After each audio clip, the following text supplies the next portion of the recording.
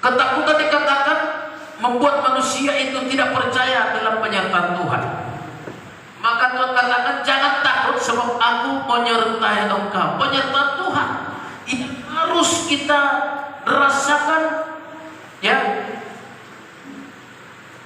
Ya, ini yang harus kita lihat di dalam setiap kehidupan kita. Ya, kita harus mampukan, kita harus yakinkan penyertaan Tuhan ini membuat kita percaya diri hari-hari ini.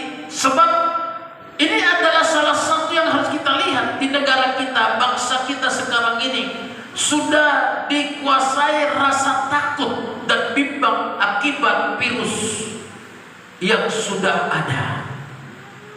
Namun kita akan mulai bertindak dengan iman.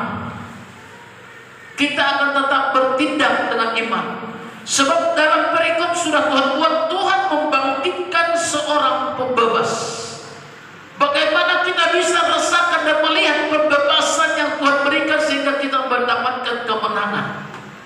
Ini yang harus kita lihat.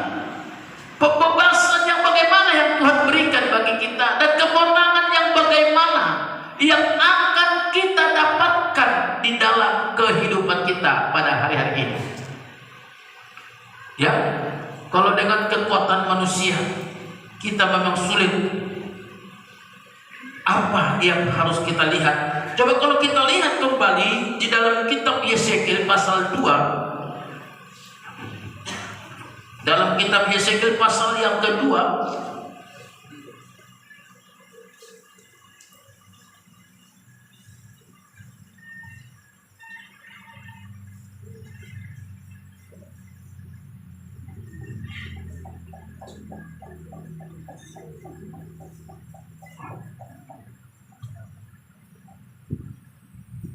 coba dibaca ayat yang ke-4, 5, dan 6. Demikian firman Tuhan.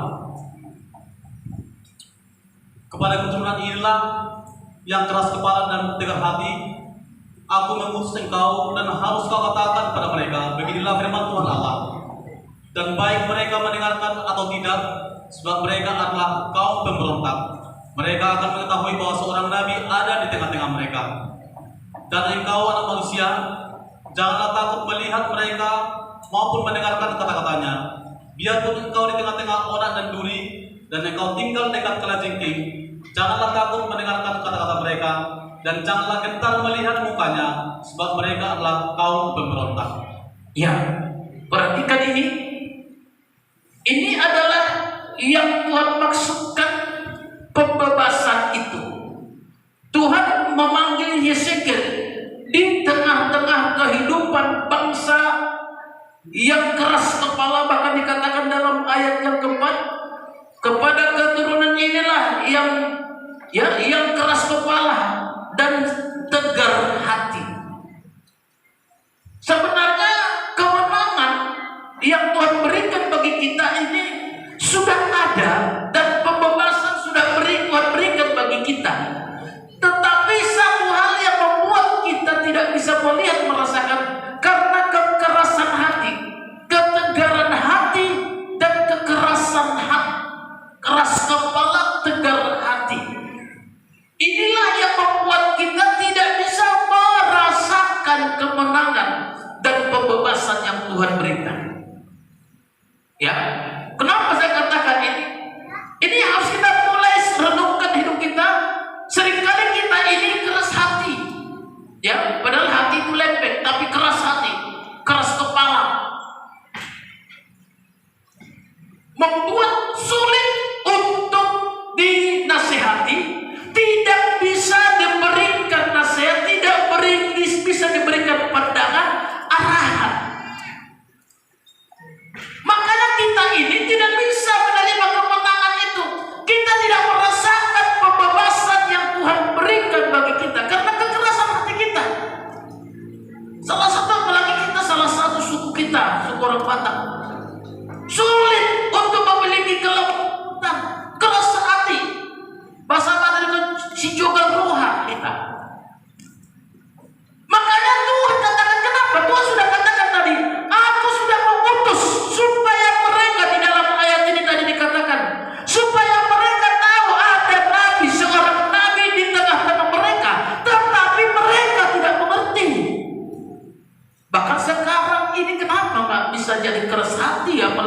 bangsa kita.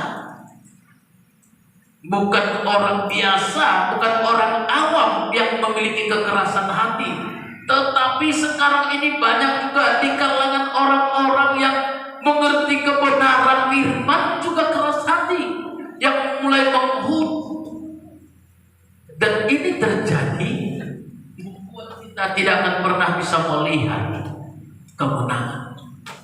Makanya saat ini Tuhan mau nyatakan bagi kita bagaimana kita bisa melihat kemenangan dan pembebasan dari Tuhan. Pertama harus kita miliki ya keterbukaan hati, kelemah lembutan. Keterbukaan hati itu penting dalam kehidupan kita. Ya, ini penting supaya kita mendapatkan pembebasan, supaya kita mendapatkan lawatan dan kemenangan yang Tuhan berikan. Hati ini penting diberkati, lembut, tidak ada rasa sakit hati, dendam. Kelembutan ini keterbukaan hati kita, rasa percaya diri kepada Tuhan itu penting, harus ditingkatkan. Amin. Amin. Ini yang harus kita miliki, kelembutan hati. Kalau kita berada dalam posisi sekarang ini, kita tidak akan pernah bisa melihat kemenangan dan pembebasan Tuhan berikan kalau kita mau selalu berjuang bertahan di dalam kekerasan hati kita. Gak ada. Ya, sudah seperti ini tapi banyak orang gak peduli kepada Tuhan. Sudah seperti ini tapi banyak orang gak mau ibadah kepada Tuhan. Sudah seperti ini banyak gak mau taat dalam aturan protokol kesehatan, apalagi ya sulit. Makanya kita tidak bisa lihat kemenangan itu, maka kita tidak bisa lihat pembebasan yang Tuhan berikan.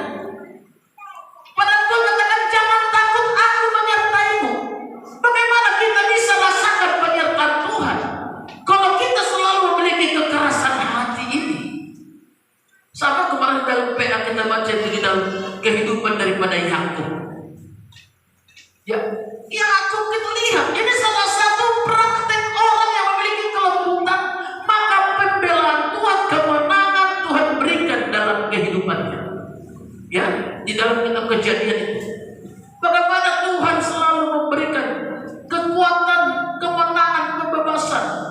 Itu di dalam doa kemarin, ya, di dalam Kejadian pasal yang ke berapa itu?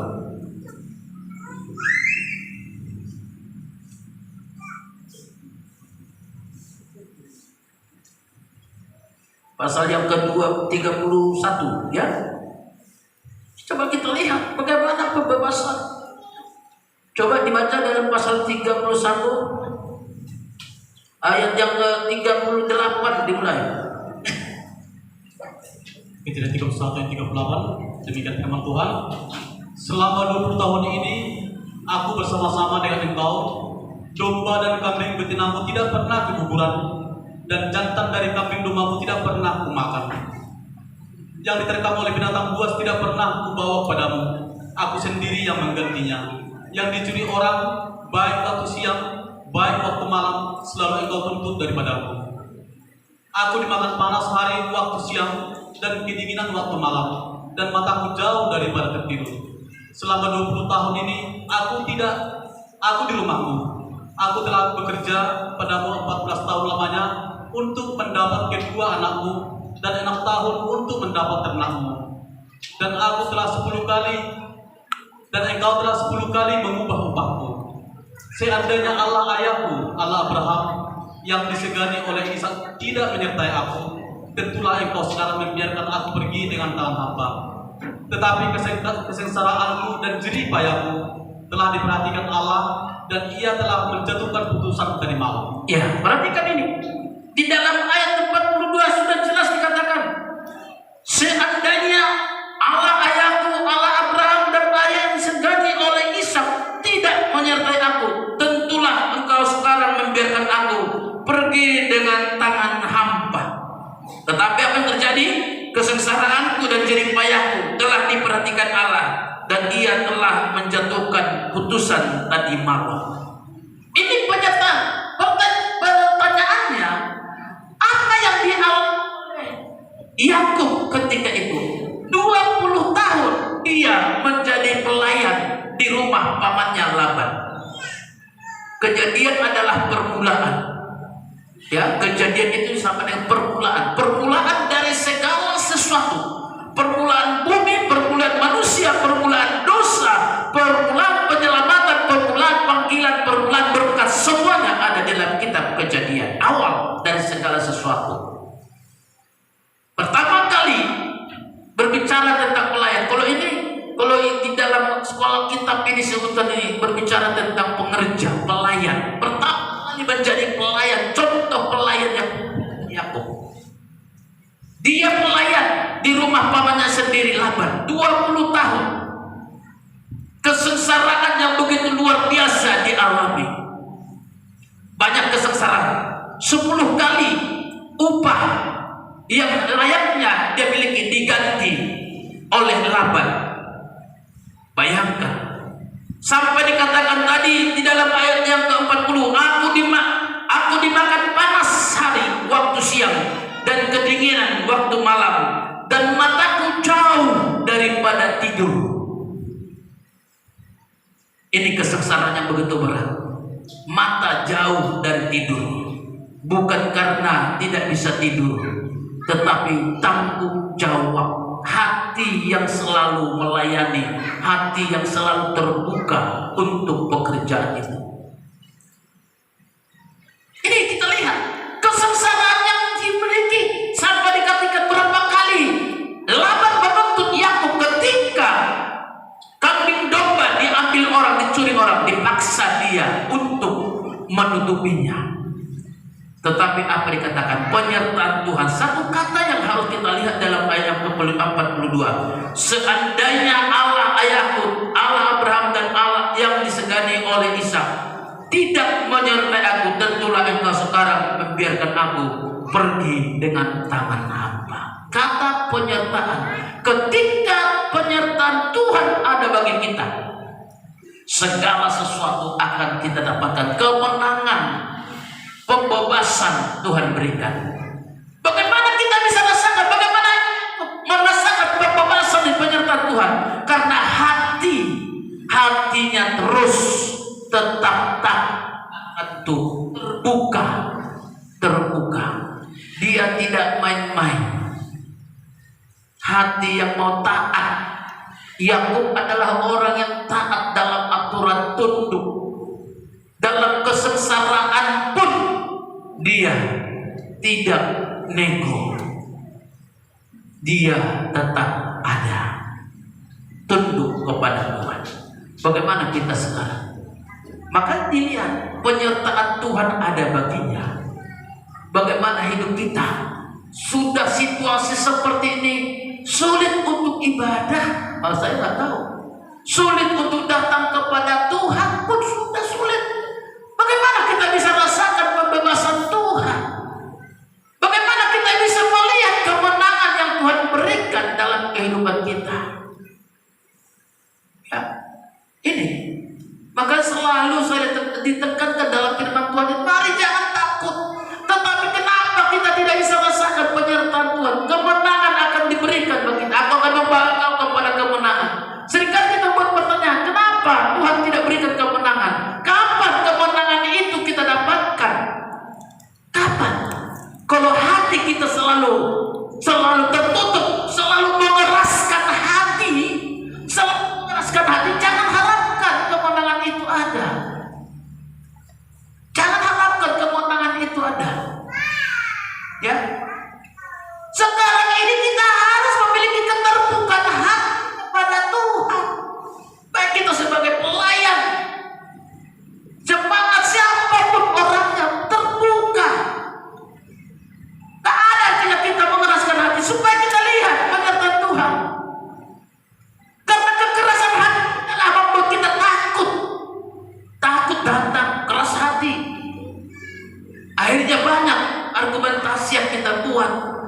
alasan-alasan bagi kita tidak datang kepada Tuhan.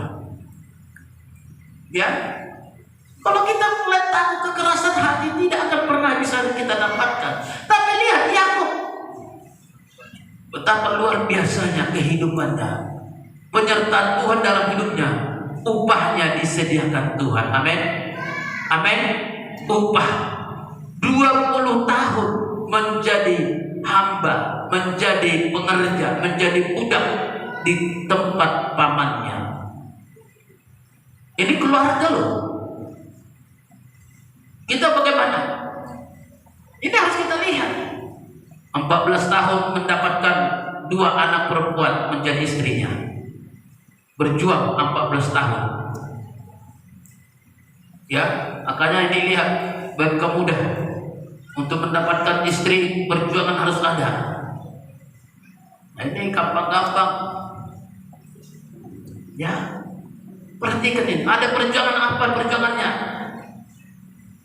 Takolaman penyediaan sinamon, perjuangan. Ya, semuanya disiapkan. Mau nggak jadi hamba di tempat calon mertua? Aku masa sonari tak masa bini. Ada masa bi, ya baru kenalan 1 bulan di Facebook udah janjian, ya gak tahu orang tua kawin lari. Namanya kawin lari seperti apa itu kawin lari? Nah, itu akhirnya masalah. Ya, hati-hati. Perjuangan 14 tahun untuk mendapatkan istri 2 orang memang peribannya, walaupun periban kalau orang Barat peribannya gampang, itu diangkatkan aja, mana marah tulang itu katanya. Ya, justru periban di sini semakin ketat. Halo, siapa mau suka mengambil periban? Ikut pintu tako mengabdi tutulang.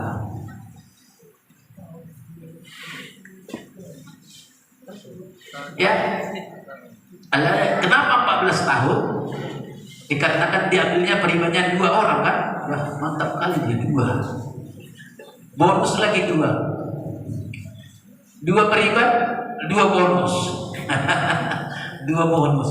14 tahun untuk dapatkan istri 14 tahun.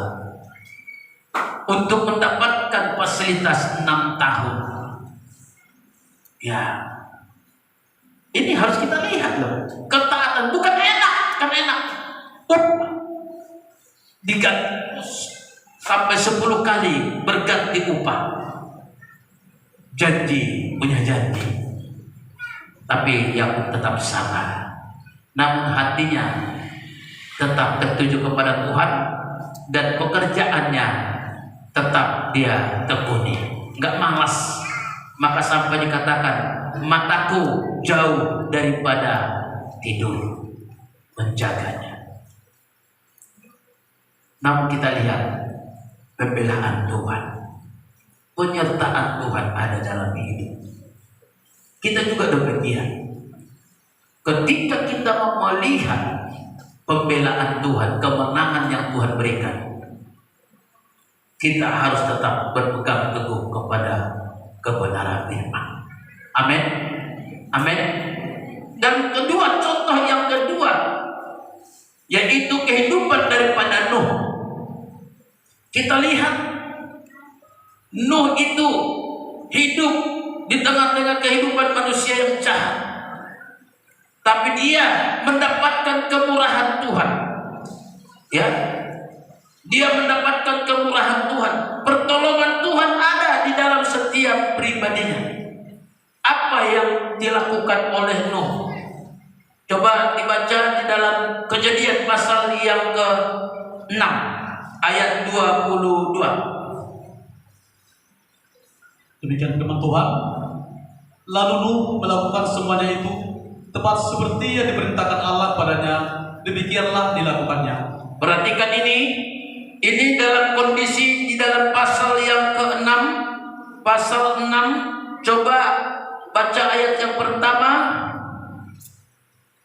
atau ayat dibaca dari ayat yang ke-5 dan 6. Ayat 5 dan 6 aja. Pasal 6. Demikian firman Tuhan. Ketika dilihat Tuhan bahwa kejahatan manusia besar di bumi dan bahwa segala kecenderungan hatinya selalu membuahkan kejahatan semata-mata, maka menyesallah Tuhan bahwa Ia telah menjadikan manusia di bumi dan hal itu memilukan hatinya. Ya, terus Berfirmanlah Tuhan, Aku akan menghapuskan manusia yang telah kuciptakan itu dari muka bumi, baik manusia maupun hewan dan binatang-binatang melata dan burung-burung di udara, sebab aku menyesal bahwa aku telah menjadikan mereka. Perhatikan ini. Kejahatan manusia di bumi, hatinya sudah cenderung kepada kejahatan, tidak ada yang benar. Tetapi kalau kita lihat ayat yang ke-9, ayat 9. Inilah riwayat Nuh. Nuh adalah seorang yang benar dan tidak bercela di antara orang-orang sezamannya, dan Nuh itu hidup bergaul dengan Allah. Iya, perhatikan ini. Walau Nuh itu di tengah-tengah kehidupan yang begitu jahat, agar dia mendapatkan penyertaan Tuhan. Penyertaan Tuhan di dalam ayat yang ke-8 dikatakan, tetapi Nuh mendapat kasih karunia di mata Tuhan. Dapat kasih karunia sama dengan mendapatkan penyertaan Tuhan. Kenapa Nuh mendapatkan penyertaan? Di tengah-tengah kehidupan manusia yang sangat jahat, hati manusia sudah cenderung kepada kejahatan. Di dalam ayat yang ke-9 dikatakan, Nuh itu selalu hidup bergaul dengan Tuhan. Hatinya selalu terbuka untuk Tuhan.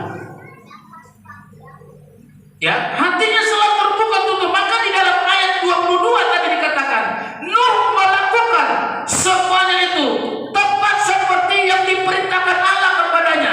Demikianlah ia lakukan semuanya. Nuh melakukan perintah firman Tuhan tepat seperti yang Tuhan nyatakan. Taat, tunduk. Kalau melakukan firman tepat seperti yang diperintahkan Tuhan, memiliki ketaatan, memiliki ketundukan kepada Tuhan. Karena hati yang terbuka, maka di saat itulah Nuh mendapatkan penyertaan Tuhan. Ketika bumi hapuskan oleh Tuhan dengan air bah, namun Nuh mendapatkan penyertaan Tuhan. Amin. Amin. Demikian juga kita hari-hari ini, agar kita jangan takut, jangan bimbang atas penyertaan Tuhan. Jangan bimbang bahwa Allah itu Allah yang ajaib. Apa yang harus kita lihat supaya kita dapatkan kemenangan hari-hari ini? Satu yang tertutup dalam hidup kita, miliki keterbukaan hati kepada Tuhan, ketundukan kepada firman lewat ibadah yang mau kita kerjakan. Jangan keraskan hati. Jangan keraskan hati. Kita seringkali mengeraskan hati. Udah situasi seperti ini, banyak yang mengeraskan hati. Tetapi sesudah datang tiba giliran bagi kita tentang bersalah, wah berat. Ya kita baru sadar. Ya baru sadar.